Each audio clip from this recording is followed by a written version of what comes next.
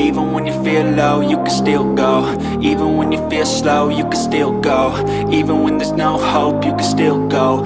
Go, go, go, go, go, go, go, go. Hi everyone, welcome to J chemistry. So guys, crash course series में last chapter हमने complete किया है surface chemistry and polymer chemistry. अगर आपने नहीं देखा है, इस वीडियो को देखने से पहले जाके एक बार थियरी वाला पोर्शन देख लो, आपके अच्छे से रिवीजन हो जाएगी। उसके अलावा जितने भी चैप्टर्स हमने कंप्लीट किए हैं उन सब का लिंक भी आपको इस वीडियो के डिस्क्रिप्शन में मिल जाएगा, वहाँ से आप चेक कर सकते हैं। ठीक है, सो अभी बात करते हैं। आपको ये वाले जो क्वेश्चन हैं इनका टेस्ट आपको फ्री ऑफ कॉस्ट मिलेगा। जाके आपको कहाँ जाना है, www.jchemistry.online, जे केमिस्ट्री की ऑफिशियल वेबसाइट है, वहाँ पर आप जाएंगे, पहले टेस्ट देंगे ताकि आपको समझ में आए कि आप कितने टाइम में क्वेश्चंस को अटेम्प्ट कर पा रहे हैं। ठीक है, और सही से अटेम्प्ट कर रहे हैं या फिर नहीं कर रहे। फिजिकल केमिस्ट्री में आंसर तभी कंप्लीट माना जाएगा अगर आपने फॉर्मूला लिखा, क्वेश्चन सॉल्व किया, आंसर निकाला प्रॉपर, और आपका जो आंसर है वो ऑप्शन से मैच करना चाहिए। ठीक है, यूनिट कन्वर्जन पे अच्छे से आपको ध्यान देना है। तो पहले सारा टेस्ट देकर आना, उसके बाद ही आगे वीडियो सोल्यूशन देखना स्टार्ट करना। अगर टेस्ट देने में आपको कोई भी प्रॉब्लम फेस होती है, मैंने यहाँ पे जे केमिस्ट्री हेल्प डेस्क नंबर्स लिख दिए हैं, आप कॉल करके अपनी प्रॉब्लम सॉल्व करवा सकते हैं। ठीक है, सो पहले टेस्ट देना, उसके बाद ही आगे का वीडियो सोल्यूशन देखना। तो हमारा सबसे पहला क्वेश्चन क्या है, 4 1 × 10⁻⁻⁻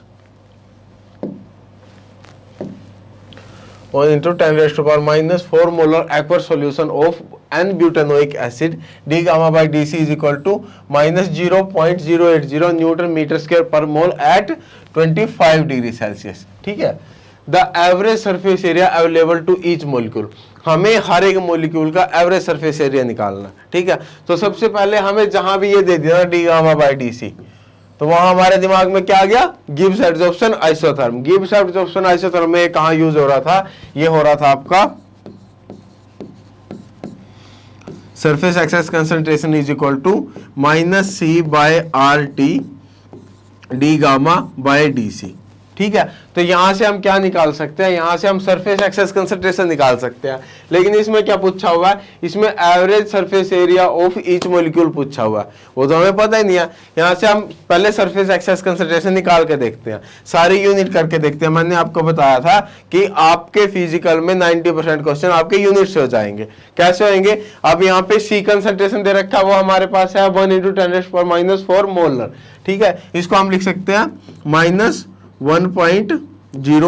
10⁻⁻4 मोलर। मोलर को हम क्या लिख सकते हैं, मोल पर लीटर।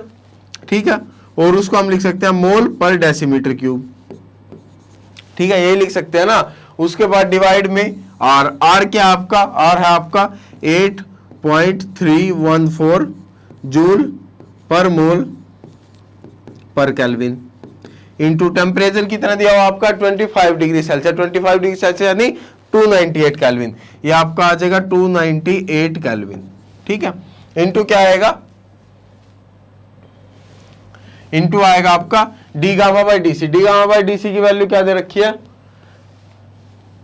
-0.080 न्यूटन मीटर स्क्वायर पर मोल।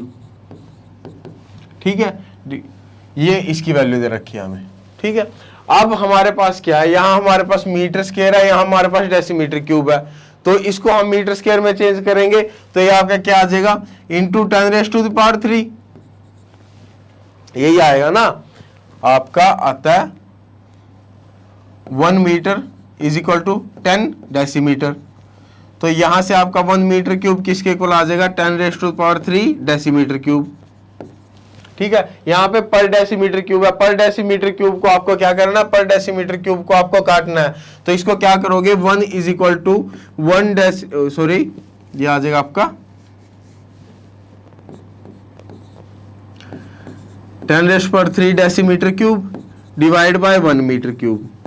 ठीक है, इससे हम इसको 1 से मल्टीप्लाई करेंगे, कोई फर्क तो नहीं पड़ेगा। 1 की वैल्यू हम लिख सकते हैं 10⁻3 डेसीमीटर क्यूब। डेसीमीटर क्यूब से आपका क्या हो जाएगा, डेसीमीटर क्यूब कैंसिल हो जाएगा, पर मीटर क्यूब आपका आंसर आ जाएगा। तो यहां से आपका ये क्या आ जाएगा, ये इंटू 10⁻3 पर मीटर क्यूब आ जाएगा। ये आ जाएगा आपका पर मीटर क्यूब। ठीक है, उसके बाद ये भी आप मीटर में, मोल में, यहाँ आपका न्यूटन है, यहाँ आपका क्या दे रखा है, यहाँ आपका न्यूटन दे रखा है।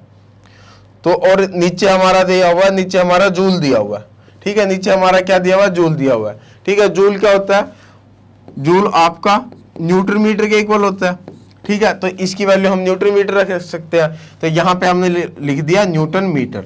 अब सारी क्या करो, यूनिट कैंसिल करो, यूनिट कैंसिल करेंगे तो हमारा क्या हो गया, यहाँ से पर मोल से आपका पर मोल कैंसिल हुआ, ठीक है, पर केल्विन से आपका केल्विन कैंसिल हुआ, यहाँ आपका न्यूटन से आपका न्यूटन कैंसिल हुआ, तो आपका ये क्या आ गया, यहाँ मीटर स्क्वायर और मीटर रेज़ टू पावर -1 आ गया यहाँ पे, और यहाँ एक नीचे आपका क्या 1 मीटर ये बचा था, तो ये ऊपर चला गया, यहाँ पे आपका केवल एक ये मोल बचा, 1 मीटर रेज़ टू पावर -1, और यहाँ आपका क्या बचा, 1 मीटर बचा, तो आपका ये क्या आ रहा है, ये आपको आ रहा है मोल पर मीटर स्क्वायर, ठीक है, मोल पर मीटर स्क्वायर आ रहा है, ठीक है, ये आपका क्या आ रहा है, मोल पर मीटर स्क्वायर, और इसको कैलकुलेट करेंगे, कैलकुलेट करने के बाद आपका क्या आएगा, इसको कैलकुलेट करने के बाद आपका आएगा 3.2 इंटू 10⁻⁻6, ये आ जाएगा आपका 3.2 इंटू 10⁻⁻6, ठीक है, आपका ये आ गया।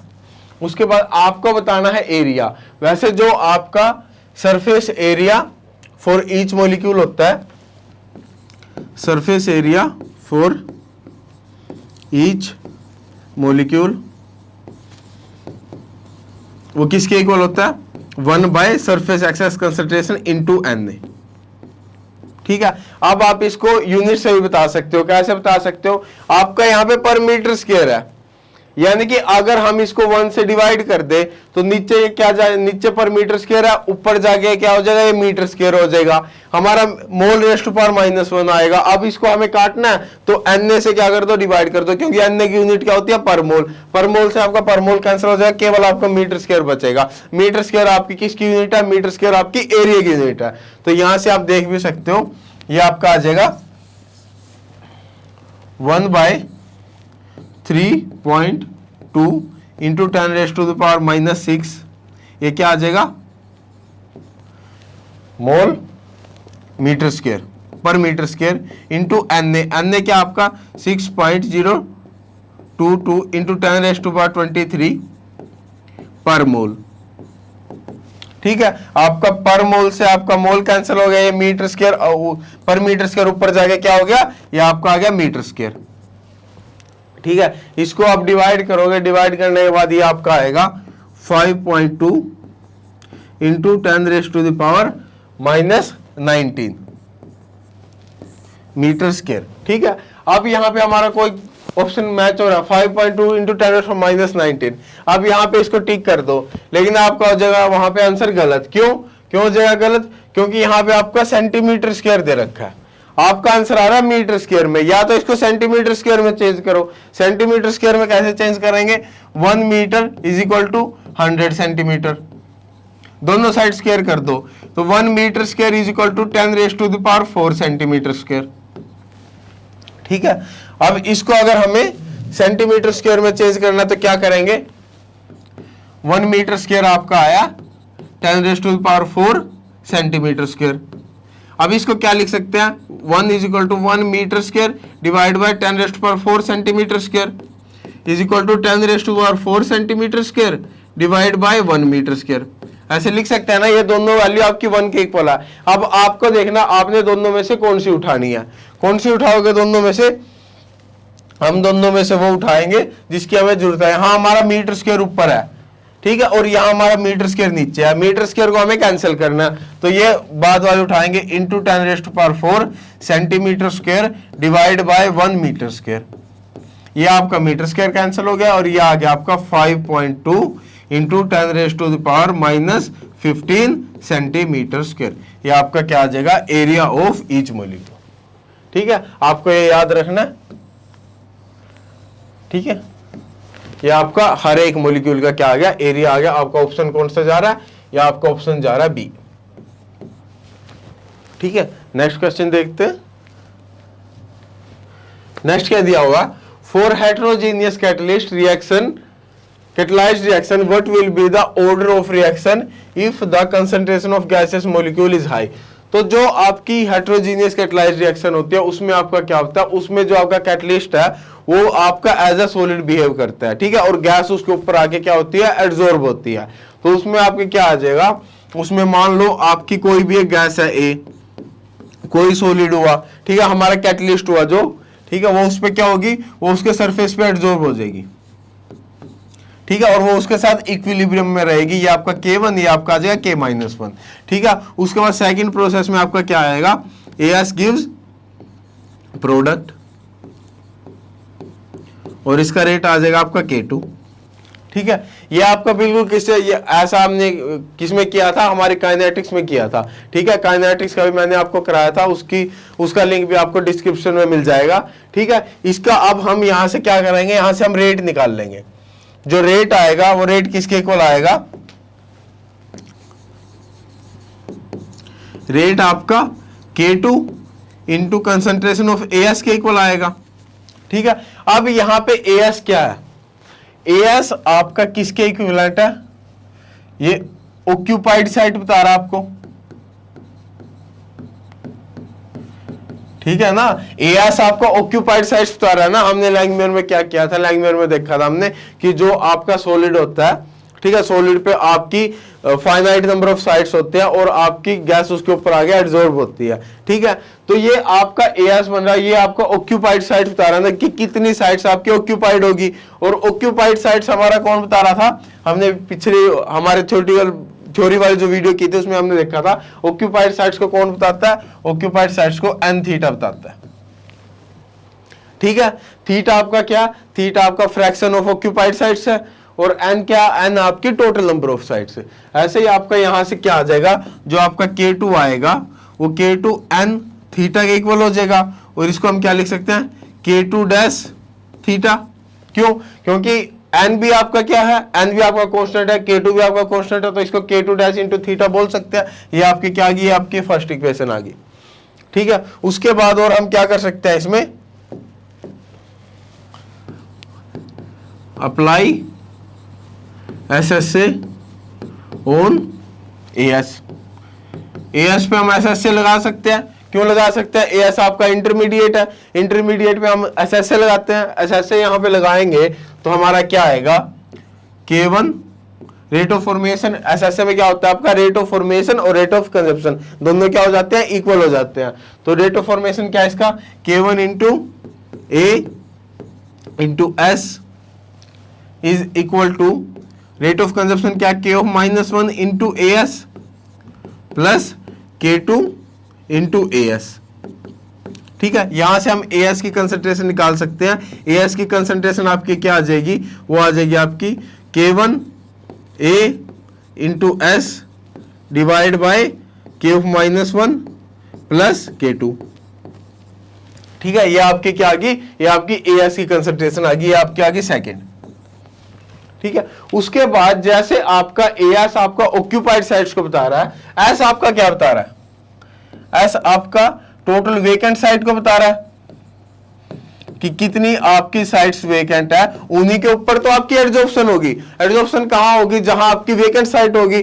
तो S आपका उन वेकेंट साइट्स को बता रहा है, ठीक है। AS आपका जितनी साइट्स आपकी ऑक्यूपाइड होगी उसको बता रहा है। तो यहां पे वेकेंट साइट को और कौन बताता था, हमें कल देखा था n इंटू 1 माइनस थीटा, ठीक है। अगर हम टोटल साइट्स में से, टोटल n साइट्स थी हमारे पास, उसमें से n थीटा माइनस कर दे, यानी कि उसमें से ऑक्यूपाइड साइट्स हम माइनस कर दे, तो हमारे पास वेकेंट साइट्स आ जाएगी, ठीक है। तो S हमें बता रहा है वेकेंट साइट। तो इन दोनों वैल्यू को हम इसमें पुट कर सकते हैं। इसमें पुट करेंगे आपका क्या आएगा, तो यहां पे AS क्या था आपका, n थीटा के इक्वल था। AS था आपका n थीटा के equal into K1 into concentration A into S क्या था आपका, n इंटू 1 माइनस थीटा, ठीक है, divide by K-1 plus K2। अब हमारा रेट क्या आ रहा है, रेट हमारा K2 डैश इंटू थीटा आ रहा है। तो हमें थीटा की वैल्यू निकालनी है। थीटा की वैल्यू कैसे निकाल लेंगे, आपका यहां से n से n कट जाएगा, ये 1 माइनस थीटा आपका नीचे आएगा। तो ये क्या हो जाएगा, ये हो जाएगा आपका theta upon 1 minus theta is equal to K1 A divide by K-1 plus K2, ठीक है।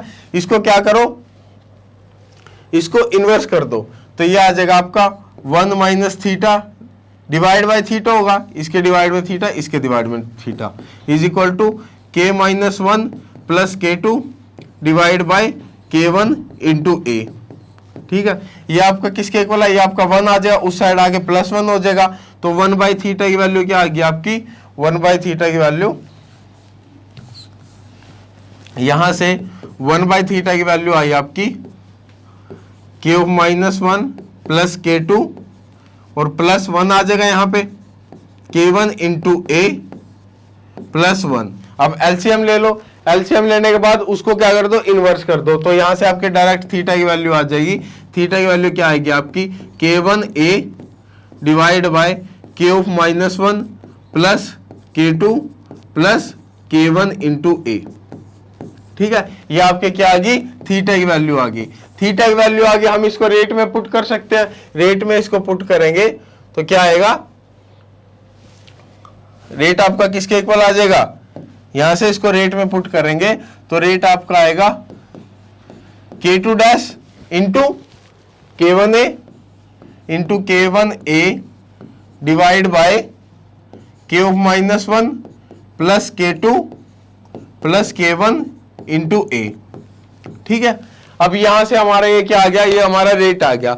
हमें क्या बताना है, हमें इसमें बताना है कि order of reaction when gaseous molecule is high. ठीक है, यानी कि कंसंट्रेशन गैसियस मॉलिक्यूल की हाई थी, यानी कि जो आपकी ए की कंसंट्रेशन थी ना, ये काफी हाई थी।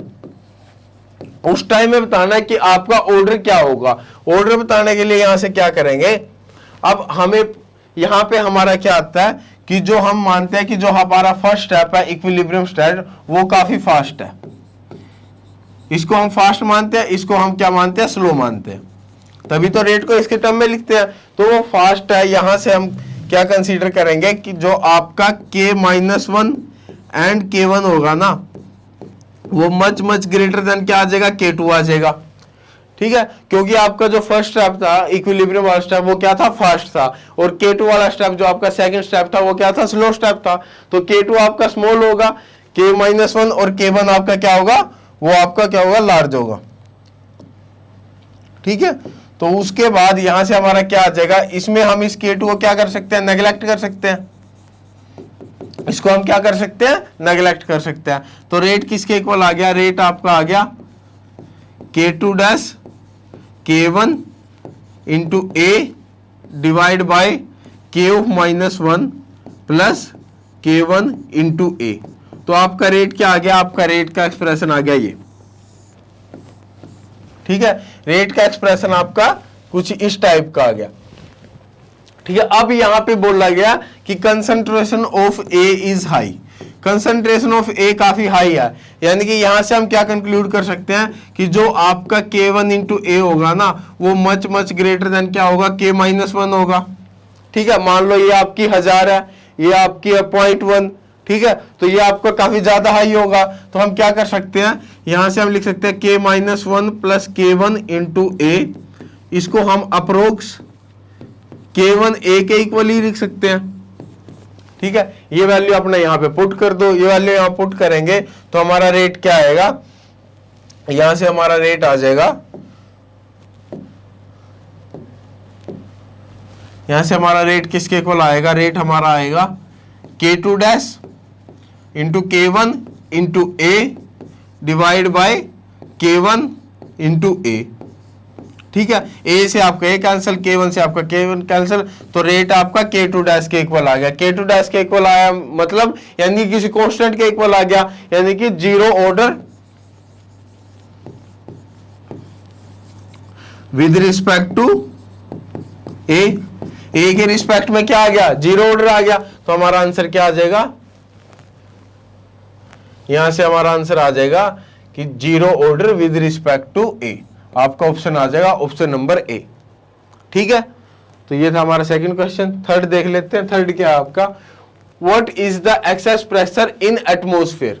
ठीक है, इसको थोड़ा ध्यान से देखना भाई, ये है आपका इन एटमॉस्फेयर।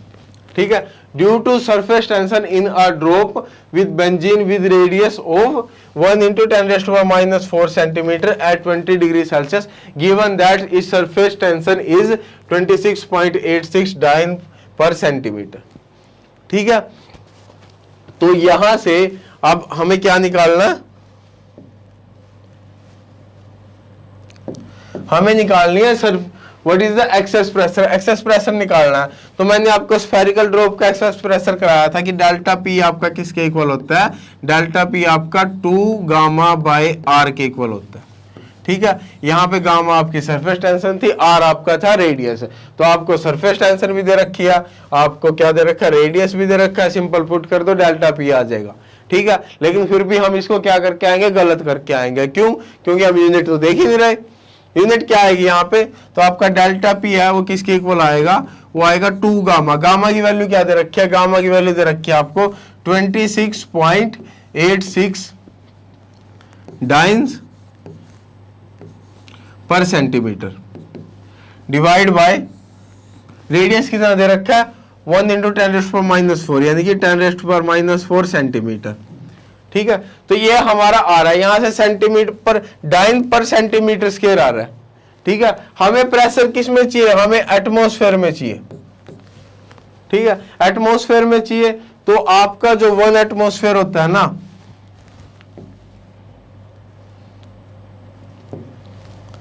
आपका जो 1 एटमॉस्फेयर होता है वो 101325325 न्यूटन पर मीटर स्क्वायर के इक्वल होता है।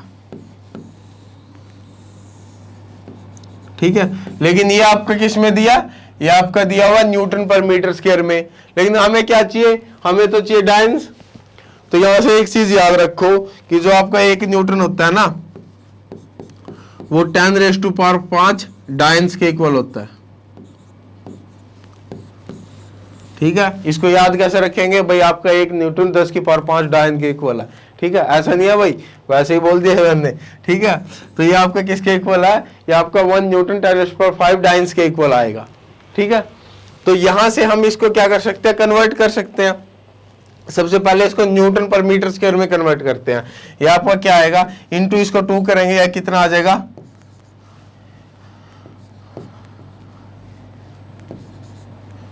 ये आ जाएगा 53.72। ये आपका 10⁴ क्या चला जाएगा, ऊपर चला जाएगा। ठीक है, ये आपका आ जाएगा dance divide by centimetre square. ठीक है, dance divide by centimetre square. अब यहाँ पे इंटू करेंगे, हमें क्या करना है, हमें डाइन्स क्या करना है, काटना है और न्यूटन लेके आना है। यानी इसको 1 न्यूटन डिवाइड बाय 10⁵ डाइन्स से क्या कर दें, मल्टीप्लाई कर दें। ठीक है, यहां से आपका डाइन्स से डाइन्स कट जाएगा, ये न्यूटन में आ गया। उसके बाद हमें क्या चाहिए, हमें मीटर स्क्वायर चाहिए, पर मीटर स्क्वायर चाहिए, ये पर सेंटीमीटर है। अब हमें सेंटीमीटर को काटना है, यानी कि 10⁴ क्या आ जाएगा, centimetre square divide by 1 metre square. तो सेंटीमीटर स्क्वायर से आपका सेंटीमीटर स्क्वायर भी कैंसिल हो गया, ये न्यूटन पर मीटर स्क्वायर में आ गया आपका आंसर। ये किसके इक्वल आया, ये आपका आ जाएगा -1 10⁻³ के इक्वल आ जाएगा। ये आपका आ जाएगा 53.72 इंटू 10⁻³ ठीक है, और ये क्या आ जाएगा, न्यूटन पर मीटर स्क्वायर। अब इसको एटीएम में कन्वर्ट करना है, यहां से इसको न्यूटन पर मीटर स्क्वायर को काटना है, एटीएम को लेके आना है। यानी नीचे हमारा न्यूटन पर मीटर स्क्वायर आना चाहिए, यानी कि ये आ जाएगा 1 एटीएम डिवाइड बाय 101,325 न्यूटन पर मीटर स्क्वायर। न्यूटन पर मीटर स्क्वायर से न्यूटन पर मीटर स्क्वायर किया, ये हमारा क्या आ जाएगा, ये हमारा आंसर आ जाएगा किसमें, एटीएम में आ जाएगा। और ये 0.53 आएगा मेरे ख्याल, 0.53। ठीक है, तो देख रहे हो ये सारा का सारा क्वेश्चन मैंने किससे किया, केवल यूनिट से किया। यूनिट को काटते जाओ, लास्ट में हमें जो यूनिट चाहिए केवल वो यूनिट क्या आपकी यहाँ पे बचनी चाहिए। ठीक है, आपके यूनिट से वो लगभग 90% क्वेश्चन हो जाते हैं। तो यहां से आपका क्या आ गया, यूनिट से आपका आ गया ऑप्शन नंबर बी, 0.53 एटमॉस्फेयर। ठीक है, नेक्स्ट क्वेश्चन देख लेते हैं। नेक्स्ट है हमारा the y intercept of the plot p by p naught minus p1 by v adsorb versus p by p naught is given by this, and saturation pressure is this saturation pressure यानी कि आपकी p naught की value. ठीक है, equilibrium constant for monolayer is this, then the number of molecule required for complete monolayer coverage। ठीक है, तो अब यहाँ पे आपको ये दिख के क्या आ रहा है, सीधा ये देख के आपको क्या याद आना चाहिए, बीईटी। ठीक है। बीईटी की केवल एक ही इक्वेशन थी, क्या इक्वेशन थी वो? बीईटी की इक्वेशन थी P by P naught minus P into 1 by V adsorb is equal to 1 by C into V mono plus C minus 1 divide by C into V mono into P by P naught. ठीक है, आपकी केवल अकेली एक यही equation थी BET में। ठीक है, और ये आपको दिया हुआ कि इसके और इसके बीच में ग्राफ दिया हुआ, यानी कि ये तो उसने पूरा मानना हुआ y। ठीक है, और ये P बाय P नोट उसने मानना हुआ x। ठीक है, तो और ये आपका क्या है? कांस्टेंट, क्योंकि आपका C भी कांस्टेंट होता है, V मोनो भी कांस्टेंट होता है, तो ये आपका किसके इक्वल हो गया? ये आपका C के इक्वल आ गया। y is equal to C plus mx बन गया ना, यहां से y is equal to C plus mx आ गया। ठीक है, यानी कि y is equal to C plus mx वाला हमें वो दिया हुआ, ग्राफ दिया हुआ। ठीक है, उसमें इसने क्या बोल रहा हुआ कि द y इंटरसेप्ट, अब यहाँ पे इसने y इंटरसेप्ट दिया हुआ। y इंटरसेप्ट कौन सा होता है? ये C होता है। ये C क्या होता है आपका? y intercept. C क्या होता है आपका? y इंटरसेप्ट होता है C आपका। ठीक है, C आपका y इंटरसेप्ट, यानी कि इसने किसकी वैल्यू दी है? 1 बाय C V मोनो की वैल्यू दी हुई है। इसने किसकी वैल्यू दी है? 1 बाय C V मोनो की वैल्यू दी हुई है। तो हमारे पास क्या दे रखा है इसने? 1 बाय C V मोनो किसके इक्वल दिया हुआ है इसने? किसके? ये दिया हुआ 10⁻³ पर सेंटीमीटर क्यूब। ठीक है, ये हमारे पास इसकी वैल्यू आ गई। उसके बाद इसने यहाँ पे सैचुरेशन प्रेशर की वैल्यू दे दी। सैचुरेशन प्रेशर आपका P नोट, यानी कि इसने P नोट की वैल्यू दे दी। P नोट की वैल्यू कितनी दे रखी है इसने? 600 टोर। 600 टोर।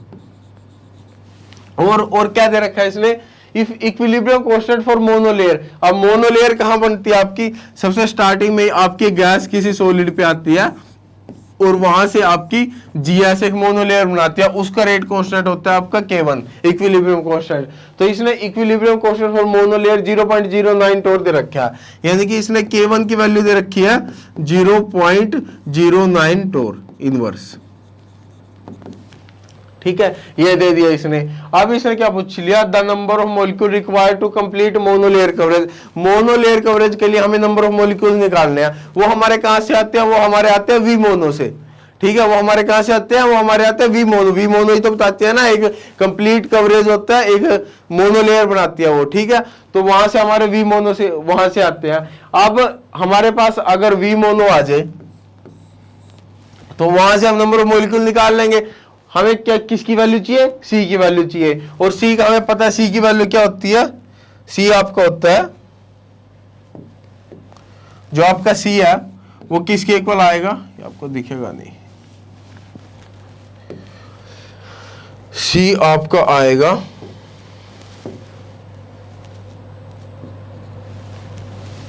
ठीक है, जो आपका C आएगा वो C किसके इक्वल होता है? वो आपका होता है K1 इंटू P नोट के इक्वल। C आपका किसके इक्वल होता है? K1 P नोट के इक्वल होता है। हमारे पास K1 की वैल्यू है, P नोट की वैल्यू भी है, तो दोनों वैल्यू हम यहाँ से रख सकते हैं। तो C की वैल्यू क्या आ जाएगी? K1 कितना आएगा हमारा? 0.09, ये आएगा आपका टोर इनवर्स। ठीक है, इंटू P नोट क्या आपका? P नोट आपका दे रखा है 600 टोर। ठीक है, यहाँ से आपकी यूनिट सेम है तो वो मतलब कैंसिल हो जाएगी, तो यहाँ से आपका आ जाएगा 6 में 54 आ जाएगा, यानी कि 54। C की वैल्यू आपकी 54 आ गई। अगर आपकी C की वैल्यू 54 आ गई, यहाँ पे आप पुट कर सकते हो। यहाँ पे आप पुट करोगे इसको तो V मोनो क्या आएगा? V मोनो आपका आएगा 1/10⁻³ इंटू C क्या आपका 54 है, तो वो आपका किसके इक्वल आ गया? 10⁻³ डिवाइड बाय 54। और यहाँ से यूनिट क्या चल रही थी इसकी? 10⁻³ की सेंटीमीटर इनवर्स थी, तो ये ऊपर जाके सेंटीमीटर क्यूब आ जाएगा। ठीक है, ये आपका किसके इक्वल आया? ये आपका कैलकुलेट करके आएगा 18.5, तो ये आपका आ जाएगा 18.5 सेंटीमीटर क्यूब। अब हमारे पास क्या आ जाएगी? V मोनो की वैल्यू आ गई हमारे पास। ठीक है, वी मोनो की वैल्यू आ गई। अब सर हम मोलिक्यूल्स कैसे निकाल ले? मैंने आपको टोटल सरफेस एरिया निकलवाना सिखाया था। वो टोटल सरफेस एरिया हमने कैसे निकाला था? हमने निकाला था कि हमारे 22 एट एसटीपी 22.4 लीटर में आपके Na नंबर ऑफ मोलिक्यूल्स होते हैं, तो 1 लीटर में आपके कितने होंगे? Na divide by 22.4। और हमारे वी मोनो में कितने होंगे? Na divide by 22.4 into V mono. बस यहाँ पे वी मोनो पुट करना, आपके क्या आ जाएंगे? आपके मोलिक्यूल्स आ जाएंगे। तो यार वी मोनो मोलिक्यूल्स, तो मैंने आपको वहां पे क्या बताया था? मैंने आपको बताया था कि यहाँ पे अगर आप 22.4 ले रहे हो ना, यहाँ पे आप क्या ले रहे हो? 22.4 लीटर, तो आपका वी मोनो भी लीटर में होगा। लेकिन हमारा वी मोनो किस में आ रहा है? सेंटीमीटर क्यूब में आ रहा है। सेंटीमीटर क्यूब में आ रहा है तो हमें यहाँ पे क्या लेना पड़ेगा? सेंटीमीटर क्यूब में वॉल्यूम लेना पड़ेगा। तो ये आपका किसके इक्वल होता है? ये आपका 22400 सेंटीमीटर क्यूब। ठीक है, यानी कि हमारे इतने वॉल्यूम में Na मोलिक्यूल है, तो हमारे यहाँ पे किस में आएंगे? 1 सेंटीमीटर क्यूब में। 1 सेंटीमीटर क्यूब में हमारे कितने आएंगे? ये आ जाएंगे हमारे 22400 इतने मॉलिक्यूल्स आ जाएंगे। तो हमारे वी मोनो में कितने आएंगे? वी मोनो में हमारे आ जाएंगे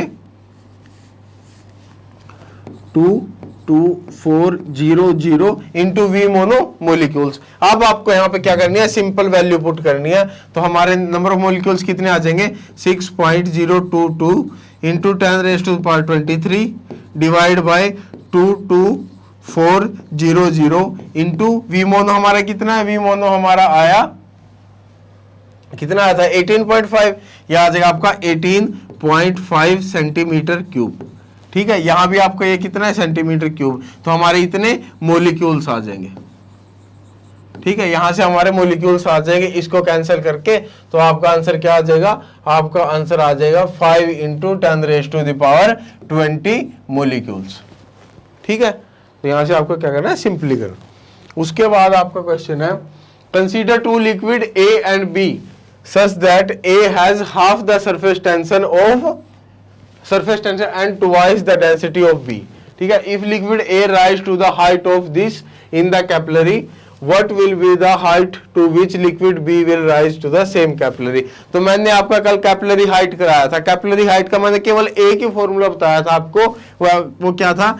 H is equal to 2t cos theta divide by r rho g। ठीक है, तो यहां पे आपको सबसे पहली बात सेम कैपिलरी बोला हुआ है, यानी कि आपके दो लिक्विड ले लिए A और B, दोनों में आपकी सेम कैपिलरी डाल ली गई। यानी कि आपको यहाँ पे क्या आ रहा है? दोनों के लिए R क्या आ जाएगा? सेम आ जाएगा। 2 दोनों के लिए सेम है। कोस थीटा की कोई वैल्यू, मतलब थीटा की कोई एंगल ऑफ कॉन्टैक्ट की कोई बात नहीं की गई, यानी कि दोनों के लिए एंगल ऑफ कॉन्टैक्ट भी आपका क्या हो जाएगा? ये भी आपका सेम हो जाएगा। G क्या होता है? G सेम ही होता है। ठीक है, लेकिन क्या और 2 भी सेम होता है, तो T और रो में आपका डिफरेंस आएगा। ठीक है, तो अगर दो हाइट को क्या कर दे? डिवाइड कर दे हम, तो हमारा क्या आएगा? H1 बाई H2 कर दे हम, तो क्या आएगा? सारी चीजें कैंसिल हो जाएगी, केवल आपका एक ऊपर T1 बचेगा, नीचे आ जाएगा आपका T2। ठीक है, H1 बाई H2 किया हमने, T1 बाई T2 आ गया। R भी सेम था, G भी, 2 भी, cos थीटा सारे सेम थे, सब कैंसिल हो जाएगा। आपका T बचेगा और नीचे आपका रो है, तो नीचे आपका रो 1 नीचे था, तो ऊपर आपका रो 2 आ जाएगा। ठीक है, यानी कि डेंसिटी। अब इसने क्या बोल रहा है? इसने बोल रहा हुआ है कि जो आपका liquid A has half the surface tension of B, यानी लिक्विड A की सरफेस टेंशन हाफ है, यानी कि अगर B की सरफेस टेंशन 2T1 है या फिर इसकी हाफ है, अगर B की T2 है तो इसकी T2/2 हो जाएगी। तो इसको हम क्या लिख सकते हैं? H1 by H2 is equal to T2/2 divide by T2। ठीक है, T2/2 divide by T2 into, और उस डेंसिटी के बारे में क्या बोल रहा हुआ है? And twice the density of B, यानी A की डेंसिटी B से ट्वाइस है, यानी कि अगर B की क्या है? B की डेंसिटी आपकी रो 2 है ना, तो A की 2 रो 2 आ जाएगी। ठीक है, अब सिंपल रो 2 से रो 2 कैंसिल, T2 से आपका T2 कैंसिल, ये नीचे आ गया, तो आपका क्या आ जाएगा? यहाँ से H1 बाई H2 किसके इक्वल आ गया? आपका 1/4 के इक्वल आ गया। तो यहां से H2 किसके इक्वल आएगा, H2 आपका आएगा 4 टाइम्स ऑफ H1, और H1 कितना आपका उसने बोला हुआ है कि A rise to height of 4 centimetre. अगर H1 4 सेंटीमीटर है तो H2 कितना आ जाएगा, 4 इंटू 4 16 सेंटीमीटर। तो आपका आ जाएगा ऑप्शन नंबर डी 16 सेंटीमीटर। ठीक है, सिंपल एक फॉर्मूला, आपको केवल आपको यही फॉर्मूला याद रखना। उसके बाद which of the following gas has the highest tendency to liquefy. तो मैंने आपको कल कराया था नेचर ऑफ उसमें एडजॉर्बेट में, नेचर ऑफ एडजॉर्बेट में मैंने आपको एक सीरीज कराई थी। मैंने आपको बताया था कि जो पोलर होते हैं उनकी लिक्विफाई होने की टेंडेंसी ज्यादा होती है, यानी कि जिनकी एडजॉर्ब होने की टेंडेंसी ज्यादा होती है उनकी लिक्विफाई होने की टेंडेंसी भी ज्यादा होती है। और एडजॉर्ब होने के लिए मैंने आपको एक सीरीज कराई थी। क्या सीरीज थी वो, H2, फिर आपका N2, फिर आपका CO, फिर आपका CH4, फिर आपका क्या आएगा यहाँ पे CO2, फिर आपका आ जाएगा HCl, फिर आ जाएगा आपका NH3, और फिर आ जाएगा आपका SO2। ठीक है, ये मैंने किसकी थी, ये सीरीज मैंने किसके लिए कराई थी आपकी, ये सीरीज मैंने कराई थी एक्सटेंट ऑफ एडजॉर्प्शन के लिए, आपकी एक्सटेंट ऑफ एडजॉर्प्शन। ठीक है, और ये बताया था मैंने कि ये आपका डायरेक्टली प्रोपोर्शनल होता है टेंडेंसी टू लिक्विफाई। ठीक है, ये आपका टेंडेंसी टू लिक्विफाई कि आपका डायरेक्टली प्रोपोर्शनल होता है। यहाँ पे आपका एक एक्सेप्शन तो आपका ये था कि CH4 का सरफेस एरिया ज्यादा था, और यहाँ पे आपका एक एक्सेप्शन ये था NH3 में आपकी हाइड्रोजन बॉन्डिंग थी। ठीक है, तो यहाँ पे आप सीरीज में बता सकते हो तो हाईएस्ट टेंडेंसी टू लिक्विफाई बतानी है, यानी कि ज्यादा एक्सटेंट ऑफ एडजॉर्प्शन जिसका ज्यादा वो होगा। तो यहाँ पे आपका क्या है, NH3 की सबसे हाईएस्ट है, NH3 से ज्यादा SO2 है, SO2 आपका यहाँ पे है नहीं है, तो आपका क्या आ जाएगा, ऑप्शन आ जाएगा ऑप्शन सी। ठीक है, नेक्स्ट क्वेश्चन देख लेते हैं। नेक्स्ट दिया हुआ आपको, the time for which oxygen atom remain absorb on tungsten surface is this eight 2550 Kelvin and 3.49 second at 2360 Kelvin, the activation energy of the desorption। तो हमने डिसऑर्प्शन के लिए हमें लाइफ टाइम किया था, लाइफ टाइम क्या था, जो आपका टाउ था is equal to tau naught into e raise to power EAD by RT के इक्वल था। ठीक है, और इसमें हमने इसको जब हमारे पास दो टेम्परेचर दे रखे हो और दो लाइफ टाइम दे रखे हो, उसके लिए हमारा फॉर्मूला क्या आया था, उसके लिए हमारा फॉर्मूला आया था ln τ2 by τ1 is equal to EAD by R into 1 by T2 minus 1 by T1। ठीक है, तो ये आपका मैंने पिछली वीडियो में कराया था, आपको उसका लिंक डिस्क्रिप्शन में मिल जाएगा। ठीक है, वहां जाके आप उसको देख भी सकते हो। तो यहां से अब हमारे पास क्या दे रखी है, हमारे पास τ2 की वैल्यू है ये री। ठीक है, हमारे पास τ1 की वैल्यू है ये री। हमारे पास EAD हमें क्या करना है, हमें निकालना है, एक्टिवेशन एनर्जी ऑफ डिसऑर्प्शन हमें क्या करना है, निकालनी है। R की वैल्यू हमें पता है, और उसके बाद T2 की वैल्यू हमारी ये रही, T1 की वैल्यू हमारी ये रही, सारी वैल्यू को सिंपली पुट करना, हमारे EA की वैल्यू आ जाएगी। तो यहाँ से हमारे क्या आएगी, तो ये आ जाएगा ln τ2 क्या 3.49 डिवाइड बाय ये कितना दे रखा आपको 0.36 is equal to EAD, R क्या आपका 8.314। ठीक है, ये आ जाएगा जूल पर मोल पर केल्विन, ये आपका जूल में है भाई। ठीक है, आपका ऑप्शन किस में निकालना है, किलो जूल में निकालना है, तो इसको पहले ही किलो जूल में लेके चल लो, इंटू 10⁻³ किलो जूल पर मोल पर केल्विन। ठीक है, और यहाँ पे आपका क्या 1 बाई τ2, T2 कितना है 2360, 1 bye 2360 kelvin minus 1 bye T1 कितना आपका 2550 केल्विन।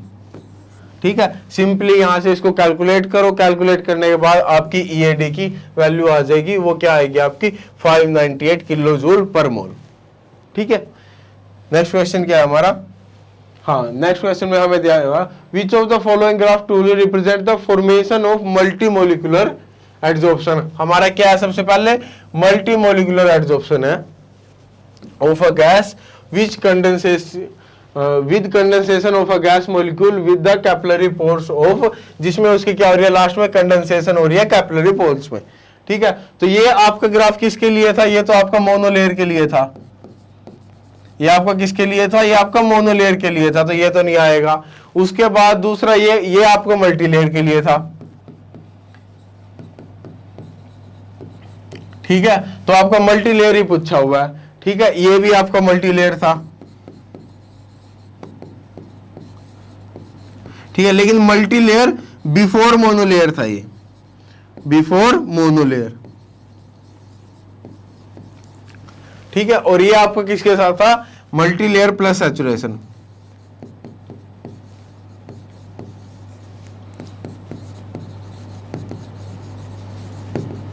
यहां पे आपकी क्या आ जाती है, सैचुरेशन आ जाती है, ठीक है, इसमें आपका क्या कर रहा है, ये इंक्रीज ही हो रहा है, यहां पे आपकी सैचुरेशन आ रही है, ठीक है, इसमें ये डिफरेंस है।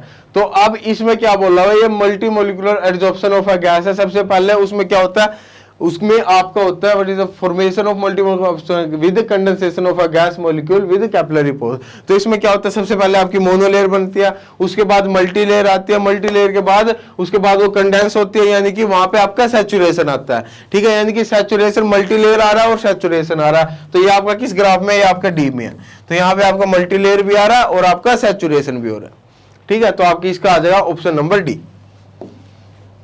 नेक्स्ट क्वेश्चन क्या दिया हुआ, the following data were obtain for adsorption of CO gas on 3.02 gram of charcoal at 0 degree Celsius and 1 atmosphere. तो आपको क्या दिया हुआ, आपको प्रेशर दिया हुआ टोर में, इसका मतलब आपका प्रेशर टोर में दिया हुआ, आपको वॉल्यूम सेंटीमीटर क्यूब में दिया हुआ, ठीक है, assuming the process to be Langmuir adsorption isotherm, ठीक है, लैंगमियर एडजॉर्प्शन आइसोथर्म क्या कर लिया, एज्यूम कर लिया द लैंगमियर एडजॉर्प्शन कोएफिशिएंट, यानी कि हमें K की वैल्यू बतानी है, सिंपली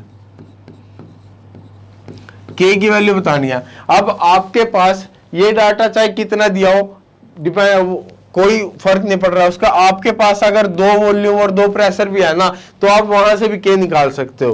कैसे निकाल सकते हो, जो आपका वॉल्यूम के टर्म में मैंने निकाला था, जो आपका थीटा किसके इक्वल होता है, थीटा आपका होता है V adsorb divide by V mono is equal to KP upon 1 plus KP, ठीक है।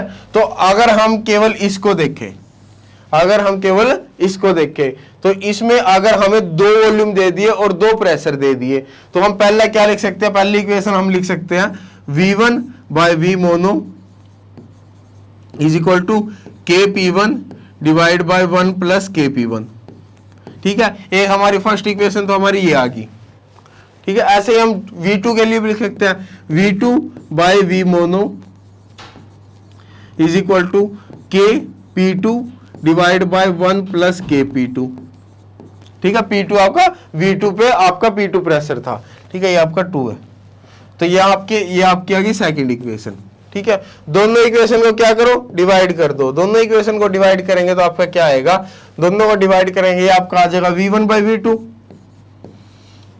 किसके इक्वल आएगा, ये आपका क्या आ जाएगा, K से आपका K कैंसिल हो जाएगा, ये आपको मैं करके दिखा देता हूं, KP1 divide by 1 plus KP1, ये आपका आ जाएगा KP2 divide by 1 plus KP2।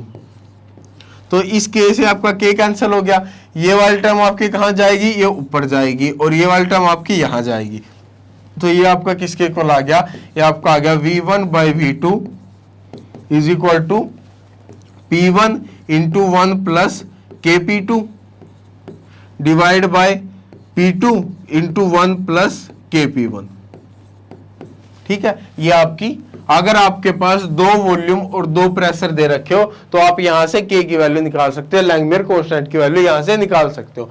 अब आपके पास दिया हुआ है, मान लो आपका P1 कितना था 100, P2 था 200, तो इनकी वैल्यू पुट करो, तो यहां से आपका आ जाएगा, हाँ, और V1 V2 क्या थे, V1 थे आपका, V1 था आपका 10.2 divide by 18.6 is equal to P1 था आपका 100 डिवाइड बाय P2 था आपका 200 इंटू 1 प्लस K, P2 कितना था आपका 200 divide by 1 plus K, P1 था आपका 100, ठीक है। सिंपली आप क्या करो, यहां से ये 0 कैंसिल होगी, इसको कैलकुलेट करेंगे, कैलकुलेट करके क्या आएगा, इसको यहाँ से हम कैलकुलेट कर देंगे, ये आ जाएगा आपका 5.1, ये आ जाएगा 9.3,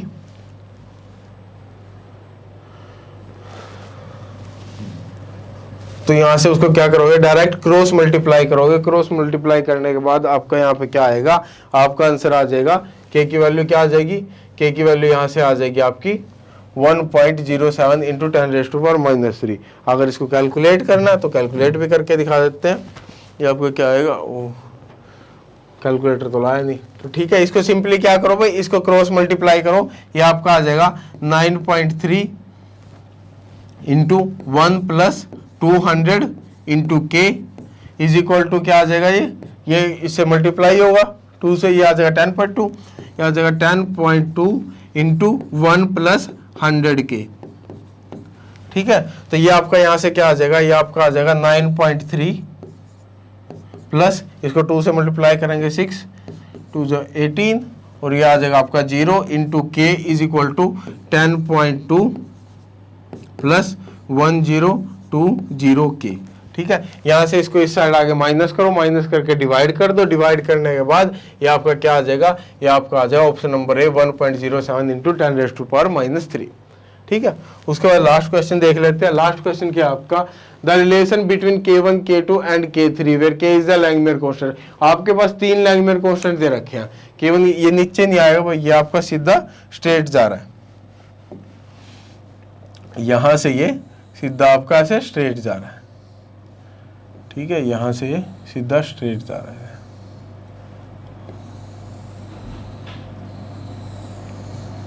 ठीक है, ये कुछ इस टाइप से है। तो आपके पास 3 रेट कांस्टेंट दे रखे हैं। ठीक है, आपको क्या बताना है, K1, K2, K3 में आपको रिलेशन बताना है। अब किसी एक प्रेशर पे देख लो,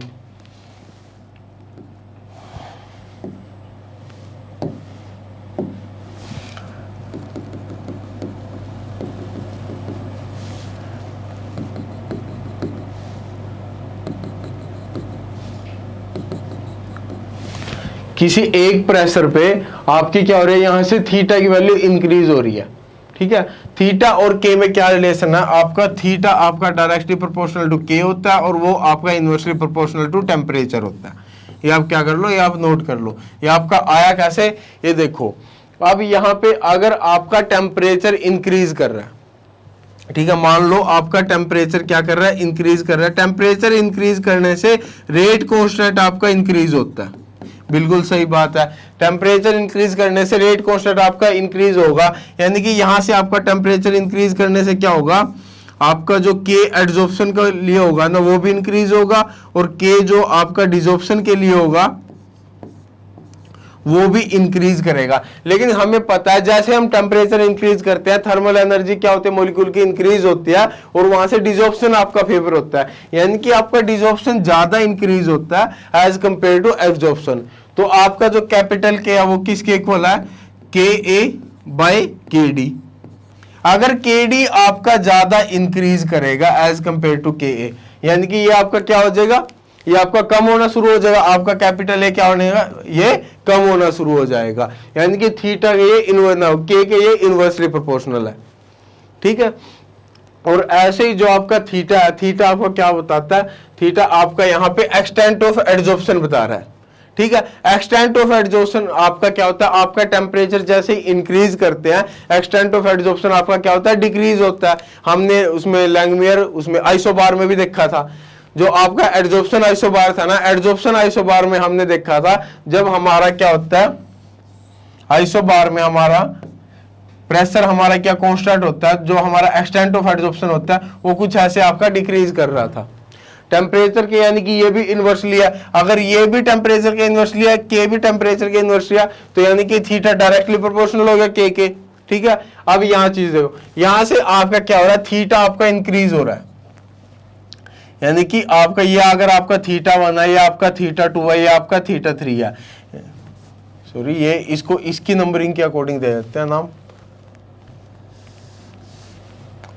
इसकी नंबरिंग के अकॉर्डिंग। ये अगर आपका क्या है थीटा 1 है, ये आपका क्या है थीटा 3 है, ये आपका क्या है थीटा 2 है, तो यहां से आपका क्या आ गया, theta 2 is greater then theta 3 is greater then theta 1।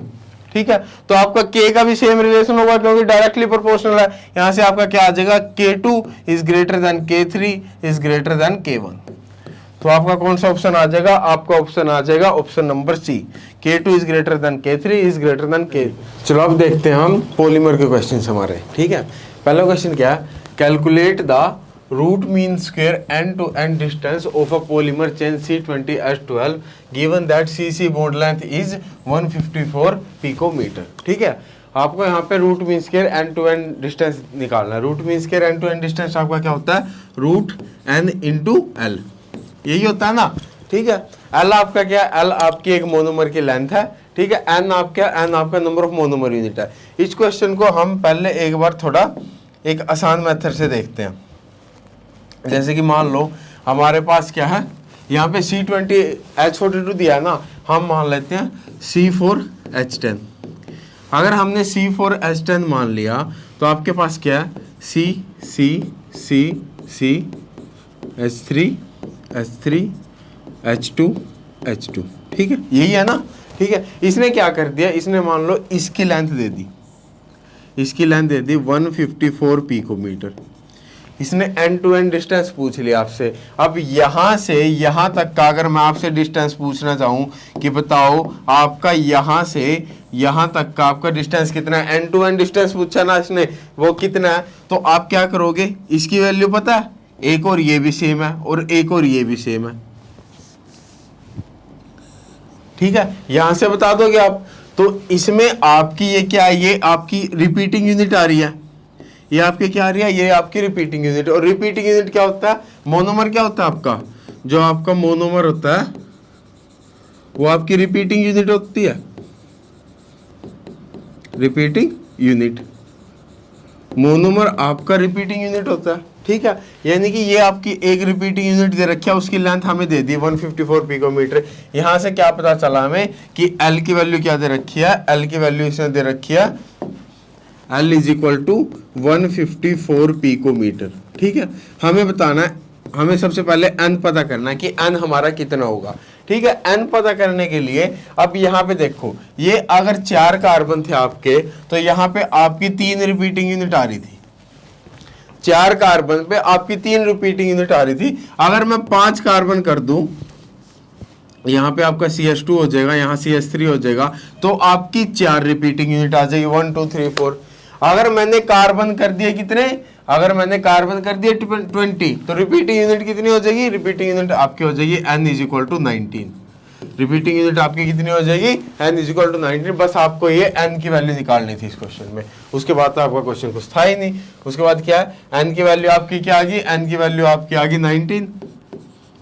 तो root mean square end to end distance क्या होगी, root mean square end to end distance आपका क्या आएगा, रूट n इंटू एल, ये आ जाएगा रूट 19 इंटू 154 पिकोमीटर। इसको कैलकुलेट करेंगे, कैलकुलेट करने के बाद ये आपका आएगा 671.3 पिकोमीटर, यानी कि आपका कौन सा ऑप्शन आ जाएगा, आपका आ जाएगा ऑप्शन नंबर बी, ठीक है। आपको बस वहां पे n की वैल्यू ध्यान रखनी थी। चलो भाई नेक्स्ट देखते हैं। नेक्स्ट क्या दे रखा, the intercept of graph between eta specific by C and C is given by 1.225 into 10⁻²पर ग्राम पर सेंटीमीटर क्यूब। आपको इंटरसेप्ट की वैल्यू दे रखी है इसके, और ये आपकी y एक्सिस पे है और कंसंट्रेशन आपकी x एक्सिस पे है, ठीक है। सबसे पहली बात तो आपको पता होना चाहिए कि आपका इंटरसेप्ट कब निकलता है। अगर ये आपकी मान लो y एक्सिस है, ये आपकी x एक्सिस है, अगर आपको y इंटरसेप्ट निकालना है, y इंटरसेप्ट के लिए आपको क्या करना पड़ेगा, आपको x को 0 पुट करना पड़ेगा। जब आप x को 0 पुट करोगे तब आपकी y इंटरसेप्ट की वैल्यू आएगी। यहाँ पे आपको y क्या दे रखा है, वो आपको y दे रखा है यहाँ पे ईटा स्पेसिफिक डिवाइड बाय कंसंट्रेशन, ठीक है। और आपको x एक्सिस पे क्या दे रखा है, x एक्सिस पे आपको कंसंट्रेशन दे रखा है। ईटा स्पेसिफिक क्या होता है आपका, हमने पढ़ा था, जो आपकी रिलेटिव होती है, जो आपकी रिलेटिव विस्कोसिटी होती है वो आपकी होती है ईटा बाय ईटा नोट, ठीक है। इसमें अगर आप -1 कर दो तो वो आपकी आ जाती है स्पेसिफिक विस्कोसिटी, यानी कि ये ईटा स्पेसिफिक, और इसको कंसंट्रेशन से डिवाइड कर दो तो ये आपकी आ जाती है क्या, रिड्यूस विस्कोसिटी।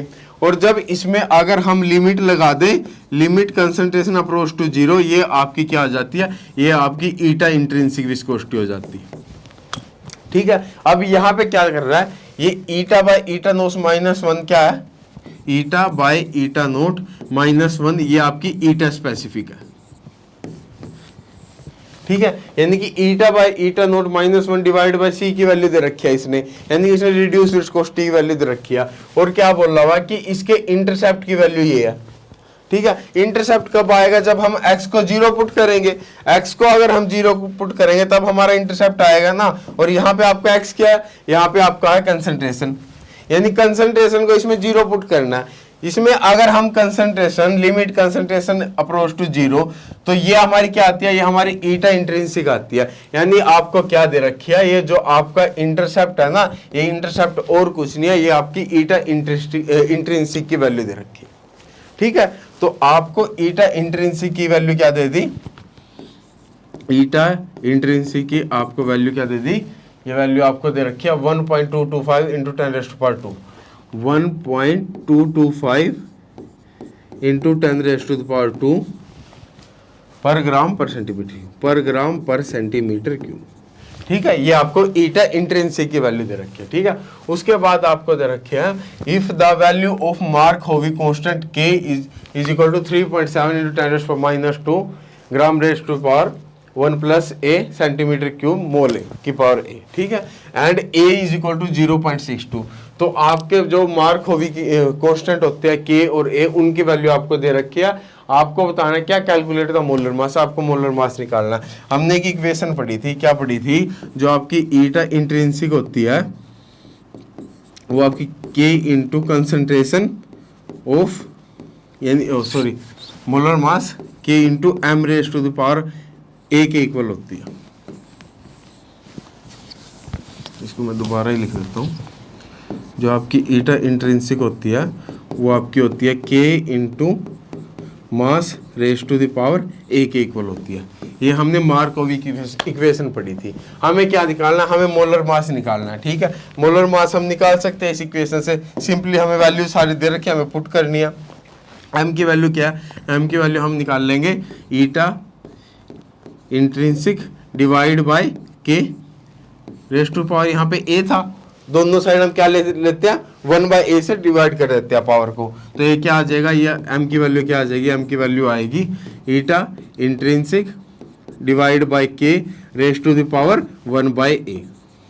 ये आपकी क्या आ जाएगी, ये आपकी m की वैल्यू आ जाएगी। सिंपल आपको इसमें वैल्यूज पुट करनी थी। ठीक है, आपको बस यहाँ पे इसमें इस क्वेश्चन में इतनी सी चीज देखनी थी कि जो ये ईटा स्पेसिफिक डिवाइड बाय सी है, इसको हम क्या बोलते हैं, इसको हम रिड्यूस विस्कोसिटी बोलते हैं। और उसको अगर हम इंटरसेप्ट कब आता है, इंटरसेप्ट आपका आता है जब हम इसमें मेनली, जब अगर आपको ये सिंपल लिखा हो, यानी वो वाई इंटरसेप्ट की बात कर रहा है। ठीक है, वाई इंटरसेप्ट आपका तब आता है जब आप x को 0 पुट करते हैं, यानी कि हम इसमें x को 0 यानी कंसंट्रेशन को 0 पुट करेंगे, वो आपकी ईटा इंट्रिंसिक होती है और उसकी वैल्यू ये दे रखी है आपको। ठीक है, ईटा इंट्रिंसिक की वैल्यू आपके पास है, k की वैल्यू आपके पास है, a की वैल्यू आपके पास है। सिंपली इनकी वैल्यूज पुट करते हैं, वैल्यूज पुट करेंगे तो क्या आएगा हमारा, ये हमारा आएगा m is equal to eta intrinsic की वैल्यू क्या, 1.225 इंटू 10⁻² डिवाइड बाय k की वैल्यू क्या दे रखी है, 3.7 इंटू 10⁻²। ठीक है, यही है ना, हाँ, रेज़्ड टू द पावर 1/0.62। ठीक है, सिंपल आपके पास कैलकुलेटर होता है, आप इसको कैलकुलेट करेंगे, कैलकुलेट करने के बाद ये आपका आएगा 4.8 इंटू 10⁻5 ग्राम पर मोल। ठीक है, यानी कि आपका कौन सा आ जाएगा, आपका आ जाएगा ऑप्शन नंबर ए। ठीक है, सिंपली उसके बाद कैलकुलेशन करनी थी। चलो नेक्स्ट देखते हैं। नेक्स्ट आपका क्या दिया हुआ, a protein sample consist of an equimolar mixture.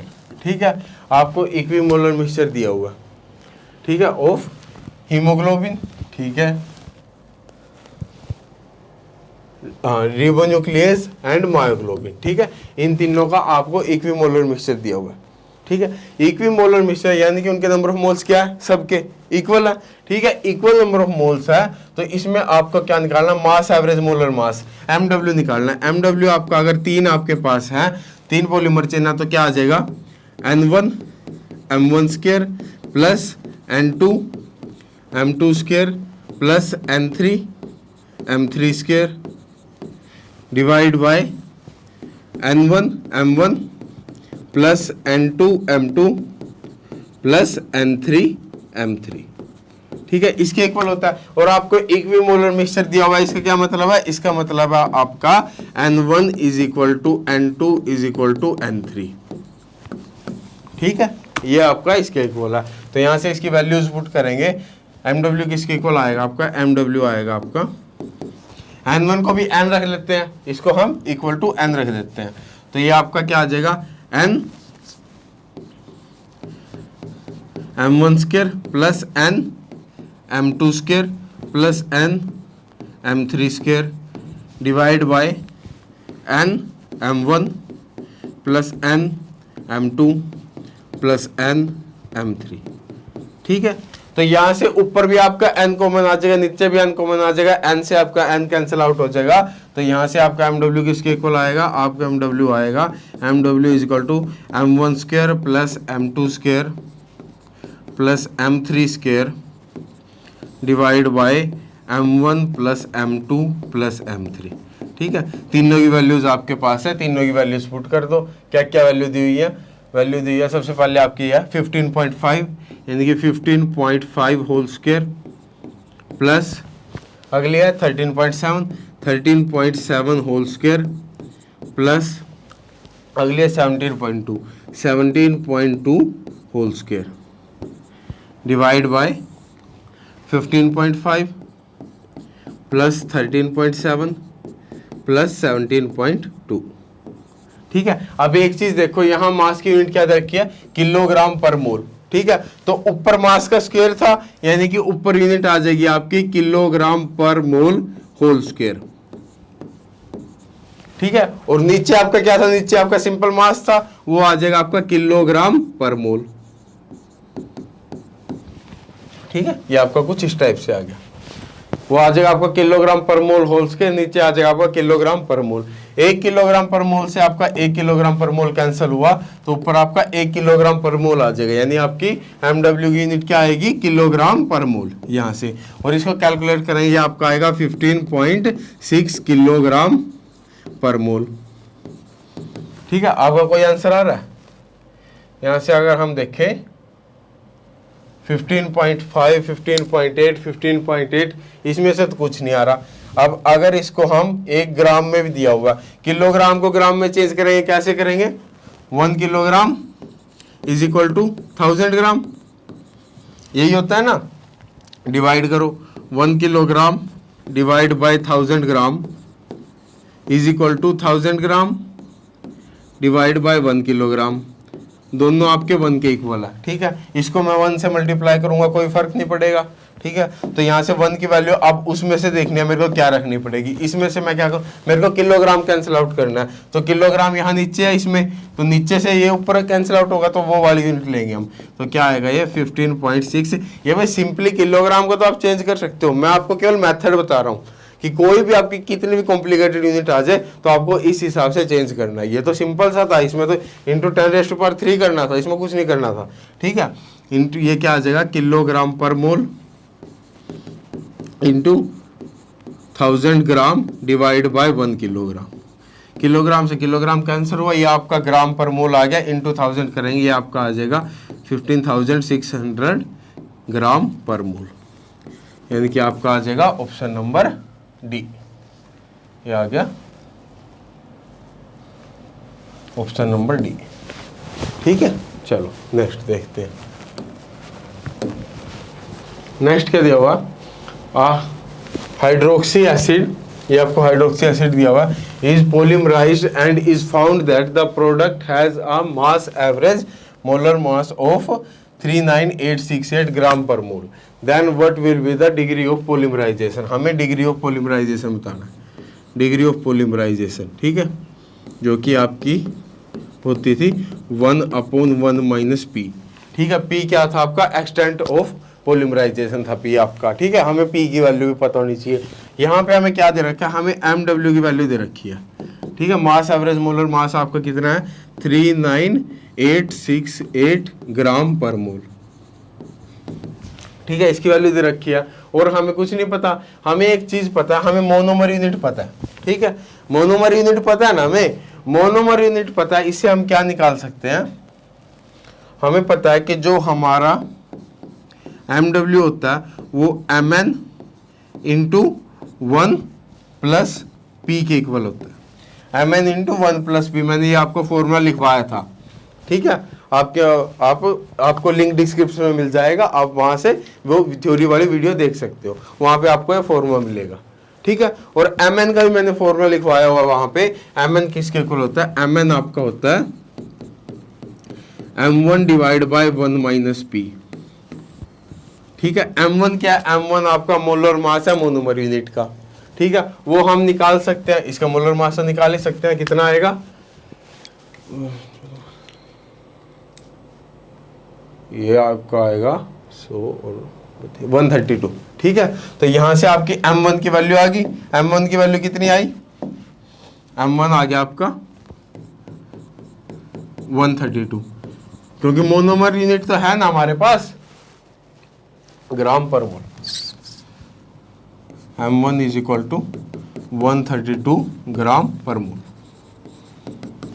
ठीक है, तो ये आपका M1 की वैल्यू है, क्योंकि मोनोमर यूनिट है हमारे पास। मोनोमर यूनिट में हमें M1 की वैल्यू पता है। अगर मैं इसकी वैल्यू Mn की वैल्यू यहाँ पे पुट करता हूँ तो मेरा MW किसके इक्वल आएगा, मेरा MW आएगा MW is equal to M1 into 1 plus P divide by 1 minus P. ठीक है, इसके इक्वल आएगा। M1 की वैल्यू है, MW की वैल्यू है, यहाँ से मैं P की वैल्यू निकाल सकता हूँ ना, P की वैल्यू निकालते हैं। तो यहाँ से आपका क्या आएगा 1 plus P divide by 1 minus P is equal to MW by M1।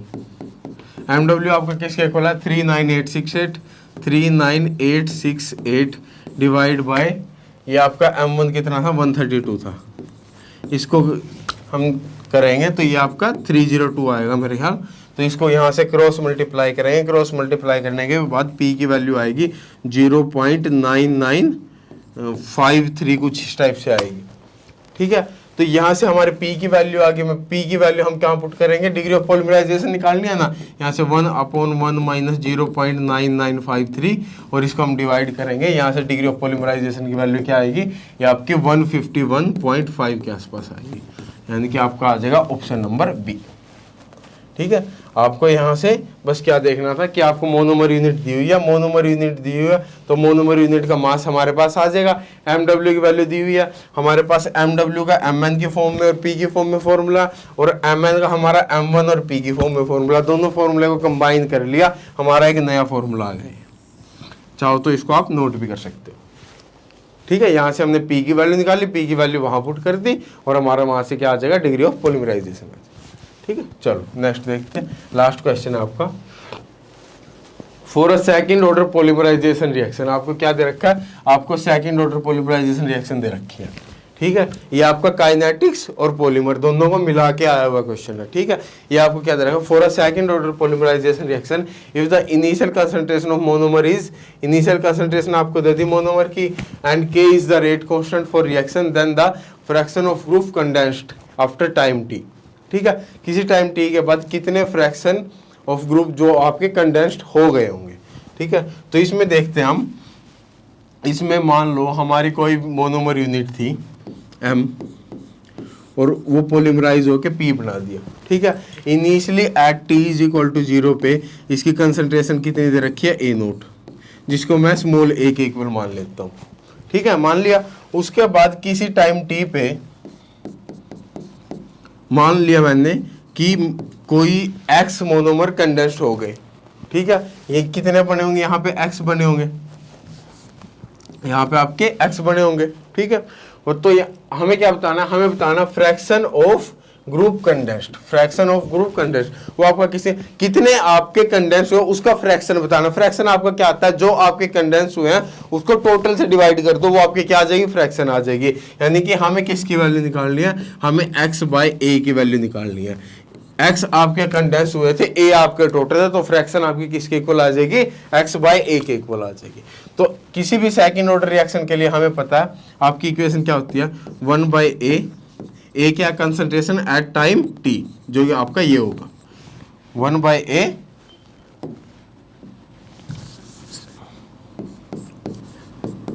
Minus 1/a naught is equal to KT होता है, कि उसका रेट कांस्टेंट होता है। ये हमें काइनेटिक्स में, ठीक है, काइनेटिक्स की वीडियो का लिंक भी आपको डिस्क्रिप्शन में मिल जाएगा यहाँ पे, वहाँ से आप काइनेटिक्स का भी देख सकते हो। आपकी काइनेटिक्स के सारे क्वेश्चन और थ्योरी आपकी कंप्लीट कराई गई है, ठीक है। तो यहाँ से हम अगर इनके वैल्यूज पुट करें, a की वैल्यू क्या, 1/a minus x minus 1/a is equal to KT, यही था ना। तो यहाँ से ये आपका किसके इक्वल आ जाएगा, अगर मैं 1/a माइनस एक्स की वैल्यू निकाल लूँ, वो किसके इक्वल आएगा, KT प्लस 1/a, इसी के इक्वल आएगा ना। एलसीएम ले लेता हूँ, तो ये आ जाएगा 1/a minus x is equal to divide a आ जाएगा a KT प्लस 1, ठीक है। रिवर्स कर देते हैं इसको, रिवर्स करेंगे इसको, रिवर्स करने के बाद क्या आएगा, ये आपका आ जाएगा a minus x is equal to a upon a KT plus 1, ठीक है। यहाँ से मैं x की वैल्यू निकाल सकता हूँ, x की वैल्यू किसके इक्वल आएगी, x आपका उस साइड जाएगा किसके equal, x is equal to a minus a upon a KT plus 1। LCM लेंगे तो क्या आएगा, x is equal to a square KT plus a minus a upon a KT plus 1, ठीक है, इसके इक्वल आएगा। ये आपका कैंसिल आउट हुआ, तो यहाँ से आपकी x की वैल्यू क्या आ गई, x की वैल्यू आई आपकी a square KT divide by a KT plus 1। और मेरे को क्या निकालना था, हमें x/a निकालना था, तो a से डिवाइड करेंगे दोनों साइड, इसको a से डिवाइड किया, इसको भी a से डिवाइड किया, a से आपका a कैंसिल हुआ, तो x/a की वैल्यू क्या आई आपकी, a KT divide by a KT plus 1। और a क्या था आपका, a आपकी इनिशियल कंसंट्रेशन थी, इसको मैं a note KT divide by a note KT plus 1 लिख सकता हूँ। तो ये आ गया आपका एक्सप्रेशन, ये आपका किसके इक्वल होगा, तो यहाँ पे अगर हम देखें ये हमारा आया a note KT divide by a note KT plus 1, आपका आ जाएगा ऑप्शन नंबर A। तो आपके इस टाइप से भी क्वेश्चन भाई आजकल आ रहे हैं, जिसमें आपके 2 चैप्टर को मिला के एक क्वेश्चन बना दिया जाता है। ये आपका काइनेटिक्स, इसमें आपको काइनेटिक्स का भी पता होना चाहिए था, इसमें आपको पॉलीमर का भी पता होना चाहिए, ठीक है। क्योंकि यहाँ से आपको कई बार क्या पूछ लेते हैं, यहाँ से जैसे आपको x/a की वैल्यू पूछ ली अभी, तो ठीक है, यहाँ से आपने क्या पूछ ली, x/a की वैल्यू पूछ ली। मान लो यहाँ से आपको डिग्री ऑफ पॉलीमराइजेशन पूछ ले, डिग्री ऑफ पॉलीमराइजेशन मैंने आपको बताया था, वो आपका किसके इक्वल था, वो आपका था a नोट बाई a के इक्वल, ठीक है। तो यहाँ से a नोट बाई a की वैल्यू भी पूछ सकते हैं, a नोट बाई a किसके इक्वल होएगा आपका, वो होगा आपका a divide by a minus x. तो हमने x/a की वैल्यू निकाल ली, हमें क्या पता a/a माइनस एक्स की वैल्यू निकालने को बोलते हो, ठीक है। तो हमें दोनों का इनका पता होना चाहिए। तो ये थे आपके 5 क्वेश्चन। तो आपका सरफेस और पॉलीमर यहाँ पे आपका ख़त्म होता है, आपकी सारी थ्योरी और जितना भी आपका क्वेश्चन वाला पार्ट था यहाँ पे आपका ख़त्म होता है। I hope you like it. Okay, bye, happy learning.